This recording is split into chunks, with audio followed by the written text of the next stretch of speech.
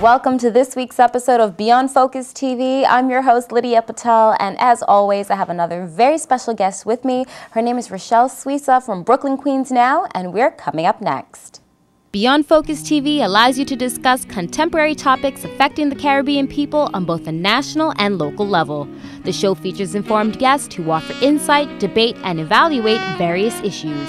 Beyond Focus TV builds on the station's mission to provide useful information to the Caribbean people in New York and abroad.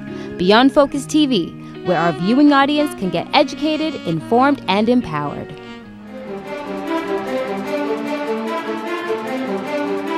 Welcome back. I'm your host, Lydia Patel, and we're about to get started here with Rachelle Suissa of Brooklyn, Queens Now. Rachelle, welcome to Beyond Focus TV. Thank you for having me. You're very welcome. So why don't you tell us about Brooklyn, Queens Now? Sure. So Brooklyn, Queens Now is the Brooklyn, Queens chapter of the National Organization for Women. It's been in existence for 41 years, which is one of the longest chapters in this country, longest running chapters. And basically the goal and the focus of the chapter is to work on social and political equality for women and girls in the Brooklyn and Queens area specifically. And what's funny is the title Brooklyn, Queens Now. How did that all come about? So originally it was the Brooklyn chapter, right? So, because Brooklyn is a very large borough, as we all know. It encompasses a lot of different neighborhoods and a lot of different people. But eventually it did become the Brooklyn Queens chapter, so it expanded to include Queens as well, to cover more ground that way. Now, what are some of the things that basically, when someone wants to get on board or get involved? I know we're talking about equality. And one of the main things that I actually want to talk about when you think about equality in terms of women's rights is the pay. So let's cover a few of those things that aren't so equal right now for women's rights. Sure. So equal pay has been a struggle for the last 40 years, as we all know, right? The Equal Pay Act was passed in 1963 under the Kennedy administration, and while it did break some ground for women, obviously the situation hasn't equalized yet, right?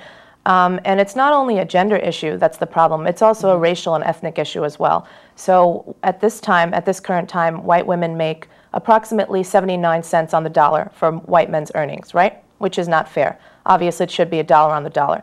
But then you also have the racial and ethnic breakdown as well. So black women are only earning about 63 cents on the dollar for white men's earnings. And Hispanic women on average between 56 and 58 cents on the dollar. So there's really a larger pay inequity for black and Hispanic women as well. Now, what do you think is the result of this? Like, why is this still going on so many years later when women get the same level of education, get excellent training, and qualify for positions? Why would I be hired as a ethnic female? Why would I automatically be paid less? Well, there's a few factors that contribute to that argument. So the first factor is, even though, yes, women are getting higher levels of education, they're graduating with bachelor's degrees, they're going on to medical school, law school, business school, they're getting those PhDs, there seems to be a very large gap between the education they're receiving and the pay they're receiving once they get into the workforce. So there's what you call sort of a classroom to cubicle gap in terms of their pay structure. I've heard of that. Right, so this is a big problem. And another issue that we're looking at is that women are constantly being pigeonholed into a lot of service positions, right? So they're being sort of shuffled into these positions like home health care aides, nurses, you know, kind of a lot of these assistant positions, as opposed to sort of seeking higher level positions like getting PhDs in math and science, you know, going on to engineering. These are very commonly and traditionally male occupations, and women don't inhabit them. Even in this day and age, they don't inhabit them as frequently. So there's a lot of different factors at play here as to why women aren't receiving equal pay for equal work. So just so the audience understands, if a woman graduates with, let's say, a bachelor's degree in journalism and wants to go on to work at a major newspaper, herself versus another white counterpart who's a male, they will not be receiving. Is it only in certain organizations, or is that just standard across the board? It's standard across the board. You know, the expectation is that they would be expecting to receive at least equal what men are making, but they're really not. And the average woman stands to lose at least $100,000 over the course of her lifetime as a result of the equal pay gap. That is such a discrepancy. So by the end of the program, we'll definitely get some information on how we can get involved and possibly, you know, raise the bar on that. So what are some, aside from the pay, what are some of the other inequalities that exist? Well, I think one of the most reverberated issues that women are working on right now is reproductive rights. So a woman's reproductive health is constantly being attacked on a statewide level, and also at the national level, it's at stake as well. Different states, you know, obviously have the ability to pass different laws kind of restricting women's rights. The most common restrictions they have now are a lot of states are threatening to close their abortion clinics. Yes. You know, in Mississippi and other states around the country, this is becoming a very large problem where the state governments are constantly threatening to have those centers shut down so that women who live next to a center will have to travel for miles or even travel out of state to access an abortion or to get reproductive needs or medical attention in that way. And so much of this is going on. This is not anything new. It's not like we're reinventing the wheel. We're just trying to make, I guess, the wheel a little bit better. Less greasy, perhaps. Less greasy. Yeah. Less greasy. I definitely like that. Why has Brooklyn Queens Now opted to do more of a grassroots approach to get the message out to the people? Well, because historically and politically, the grassroots approach is most commonly the way that works. If you can organize people at the local level, you know, women and girls in Brooklyn and Queens, and you can unite them around several common themes, the equal pay gap, reproductive rights, putting an end to domestic violence, you know, just leveling out the economic playing field for women, you know, even older women in terms of Social Security and Medicaid. These are issues that they still have a lot of problems with. So if we can unite women at the local level and get them to see why these issues are so important, that makes for a stronger grassroots approach and for a stronger national approach as well. So has some of these things gotten out of Brooklyn and out of Queens? Have you been recognized out of Brooklyn for your achievements? Oh, absolutely. I mean, NOW has chapters all over the country, right? So NOW is an organization that boasts over 500,000 members, right? The founding chapter, of course, was New York City, as we know. But again, now each state has different challenges that they're facing at the time, right? What's happening in New York is not the same as what's happening in California or Texas or Ohio. So we have now chapters working in each of these states, you know, furiously to really address these issues and to level the playing field for women and girls. Absolutely. Now, what are some of the resources? We'll get into that, of course, later on in the program, but just touch upon some of the resources that are commonly available if someone comes to the center and wants to either get information or know what they could even receive. Well, so now what we like to say about NOW is that it is a political rights organization. So unlike other organizations that do provide social services, you know, like legal help or you know, sort of the same type of help that domestic violence centers provide, NOW is really a political organization. So we're about kind of getting out there and getting our voice heard. We do rallies, we do protests, we do speak outs on behalf of issues of importance to women and girls. So really the purpose of our organization is to kind of gather those women and get them to speak out and not be afraid to stand up about issues, right? So that's great. And so much of that is going on. We need more girls involved. And do you have men who also take part of these? We do. We have men sprinkled throughout the organization that love to come and to stand out there with us and support women's rights. You know, some of my close male friends are really intelligent. They're really involved in the women's movement. So I think that's something to be proud of. Absolutely. Absolutely. I totally agree with that. Now, what is your message out there for those, there are some men still who just don't think there's a problem, don't think there's an issue. What is your message to them? My message to them is if you have a woman in your life, a daughter, a wife, a mother, and I'm sure the overwhelming majority of you do, then it would behoove you to, you know, maybe have a conversation with them and talk to them about some of the issues that are going on in their lives. And I guarantee you the stories you hear will be pretty interesting, right? But really what you have to do is take the time to speak to them and get involved and find out what's going on and not just assume that everything's okay or everything's copacetic, because it's not always the case. Be right back. You're watching Beyond Focus TV.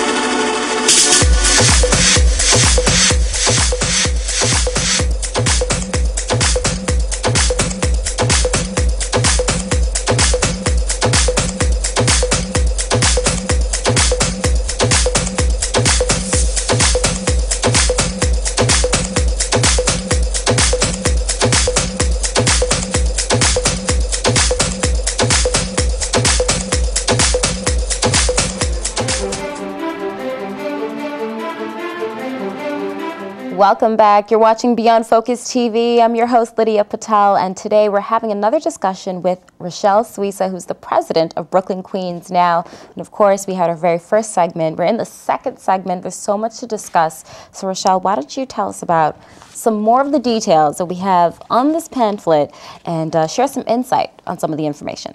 So I think one of the most interesting things that's changed since Now has began some 40 years ago is that married women no longer need their husband's approval to open bank accounts or credit cards. And I think that's really a big accomplishment, especially in a crumbling economy where the jobs are not being created as quickly as they should be, and the fact that women do most of the shopping in their homes for their families and their children and everybody else. I think this is really something that should have been done way before that, but that's the case. But at least it is done, and it's been done for almost about 30 years now. This has been no longer a requirement. You could freely go and have your own credit card, and I mean, as young as 18, you could pretty much go in as long as you could show that you're financially stable for it. So what are some of the other services that's discussed in here?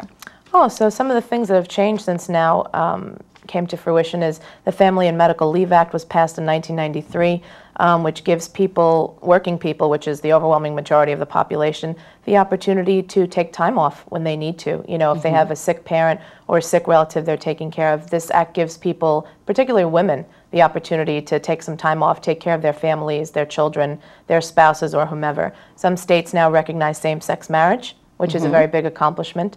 And also, young women age 17 and over can obtain emergency contraception over the counter without a prescription. So that's a big accomplishment too. In a society where we often doubt the perceptive abilities of young women to make decisions for themselves, and particularly older women as well, giving young women this right is really something that we worked hard to achieve.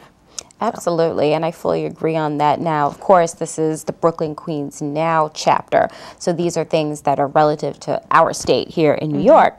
How does that differ to the Now chapters in other states? Well, again, you know, each state, as being part of a federalist government, each state has the right to make their own laws on a varying amount of issues.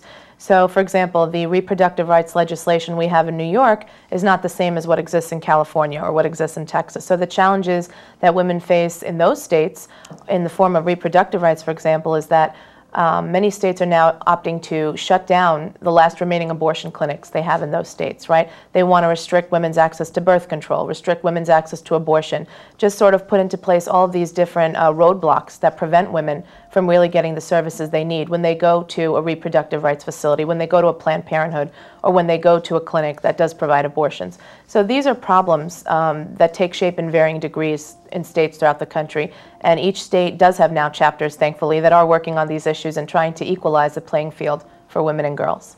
Now, is there a general consensus overall that are just certain standards that just unify to make it that this is really a Now chapter, even though each state has their own different laws? So each state's laws are going to be each state's laws, unfortunately. You know, that's kind of the way we roll in this form of government. But as far as Now chapters go, they do agree on the basic principles, which is that all women should have access to reproductive rights.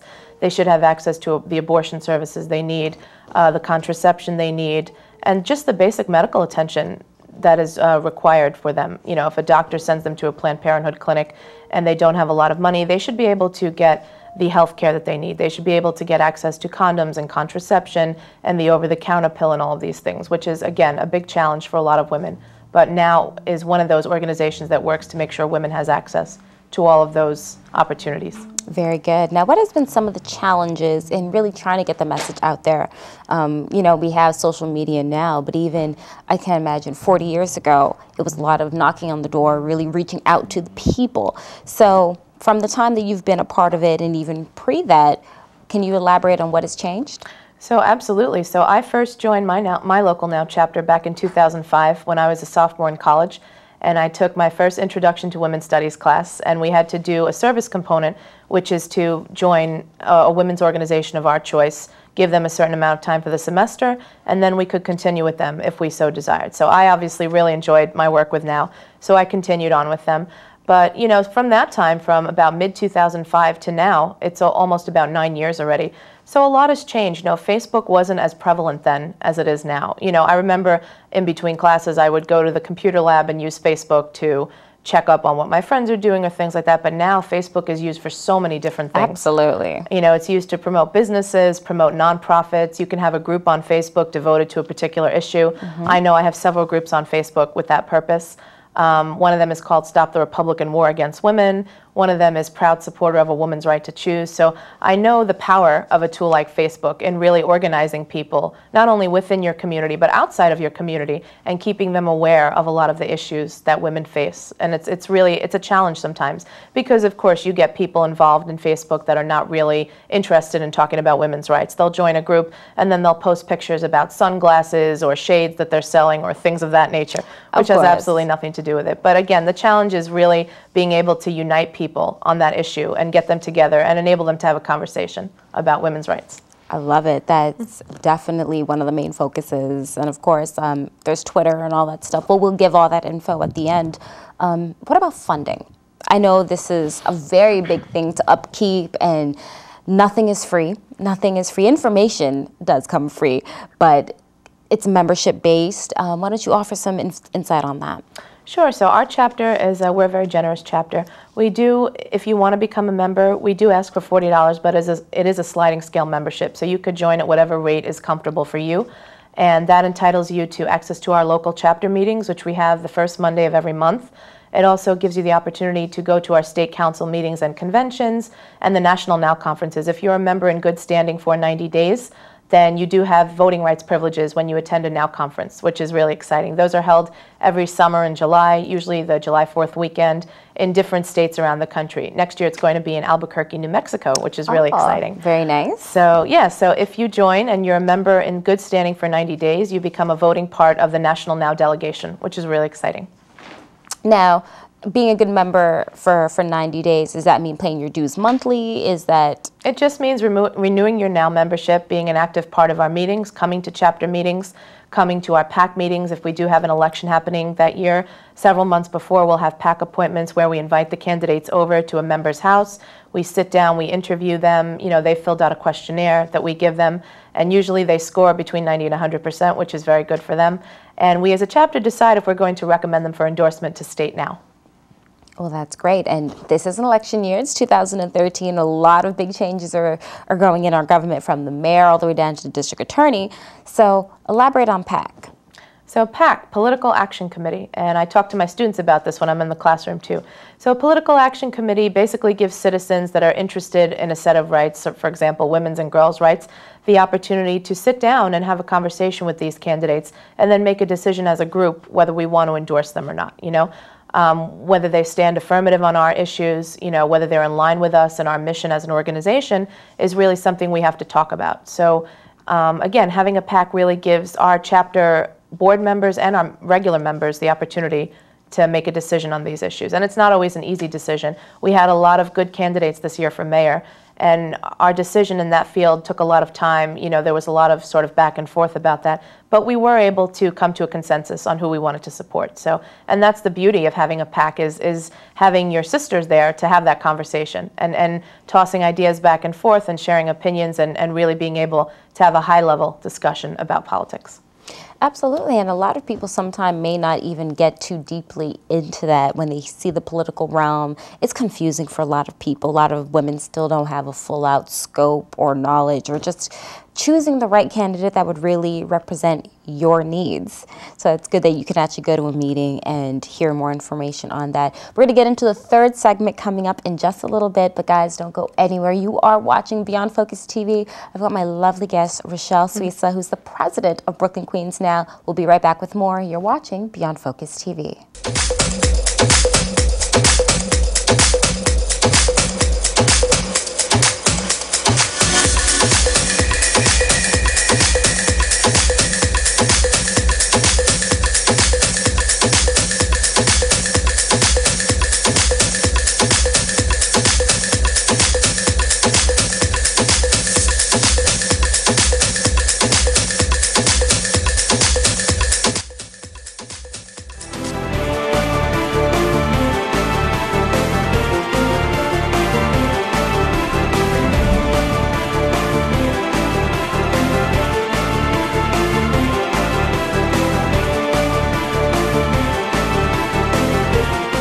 back. You're locked on to Beyond Focus TV. I'm your host, Lydia Patel, and of course, my lovely guest once again. She's with us, Rachelle Suissa, president of Brooklyn Queens Now. We're in the final third segment of the program. I can't believe the time has been going so fast. So much information to give us in a short 30-minute period. But let's reiterate the main message of Brooklyn Queens Now for those who are just joining us. Sure. So the main message of our organization is that we work on behalf of political and social equality for women and girls. And although a lot of people think that we have achieved equality, the same conversation and the same issues are being brought up that have been discussed 40 years ago. So what we want to do is we want to make sure that people know that we exist, we're out there, and we want you to get involved, and we want you to join our chapter. And tell a friend, tell a sister, tell somebody you work with that we exist, and that we want you to be a part of the conversation about women's rights. Now, on a government level, do you think you've created enough of a buzz for them to really say, okay, these women exist and they're putting some information out there? Oh, I think absolutely. And I think obviously, as we know, Democratic candidates pay more attention to women's issues than Republican candidates. And we know that because President Obama did call our president, Terry O'Neill, and he did ask specifically for her endorsement. So I know government's paying attention to the National Organization for Women, and they care about the issues we work on. And we know President Obama cares very much about women's issues. So. Yes, he does. It's one of his top mandates, and that's one of the things that I think has drawn him to many of the women. Like you said, 52% of the country is ran by women. So I think it makes sense to get the vote out there. You would think so, yeah, absolutely. Just to try to get the knowledge in there. What do you have to say for those who call the organization a feminist movement and try to brand it and label it as something negative? Well, I would say that, first of all, I don't think feminism is a negative label. I think there are a lot of misogynistic people out there, both men and women, who don't really feel the need to pay attention to women's issues or don't think that they exist. And to that, I would say we're proud to be a feminist organization. We're proud to stand in favor and in support of women and girls around this country because of the fact that we are 52% of the population and our issues are still being swept under the table or ignored or being challenged in many different ways. So yes, we are proud to be a feminist organization and to stand for full equality for women and girls around the country. Very, very good. I'm glad that you stand firm with that, especially as the president. You're hearing it directly from you, so you're backing and you're supporting the mission, which is great. Is there any major press that you've had recently that really highlights and comes to your mind? Okay, so the most press we get is around election time when we do our PAC recommendations for endorsement. So we did recommend John Liu for the next mayor of New York City. We thought he had the most integrity and he was the most forward of all of the candidates, quite honestly. And even though we did sort of part ways with Now New York City on that particular issue, we do stand firm as a women's rights group and we do support the views of other Now chapters, obviously. Everyone has the right to stand and make their own decisions. We supported Lou because we felt he was the best candidate for the women of New York City. That's very, very good. And then looking back, any other highlights, not just local press, but I know sometimes there's a little buzz that's created, may not even be internationally, but even on a national level, where you guys are making that happen? Well, we're part of a very well-fueled network of women all around the country working on behalf of issues. We helped Now New York City pass anti-trafficking legislation about 6 years ago, so that's really important. That's the founding chapter of the National Organization for Women, and we were proud to work with them on that issue, and we're proud to stand in line with the other Now chapters around the country on the various issues they're working on. You know, particularly women down in D.C. who still has the policy of taxation without representation. We're proud to support, as long as they're tax-paying citizens, they have a right to vote and they have a right to have representation in Congress. So this is another issue, and again, depending on the state, it is relative, the issues that they're facing, but we do stand with all of our Now sisters and we always support them. So. Very, very good. 2014 is right around the corner. There's just a couple months left for 2013 and we'll start into the new year. Can you give us a little sneak peek of what 2014 could look like? So 2014 is our upcoming midterm elections, so we're going to be very excited. Hopefully we're going to have a lot of strong female candidates that we're going to be supporting. We do have interns working with the chapter who are truly doing a phenomenal job. So thank you guys very much. Hope you're watching this. But at any rate, we are going to try to get more of our membership active in terms of helping the most progressive candidates on the ballot get reelected. Because our ultimate goal is really to help turn around the numbers in Congress to give Obama a more Democratic House to work with, right? Because as we know, he's having a lot of difficulty passing a lot of his legislation that would help people in this country because of the fact that the House is majority Republican. So what we want to do is get as many Democratic candidates in there as possible who are in line with President Obama's agenda and in line with equal rights for women and girls.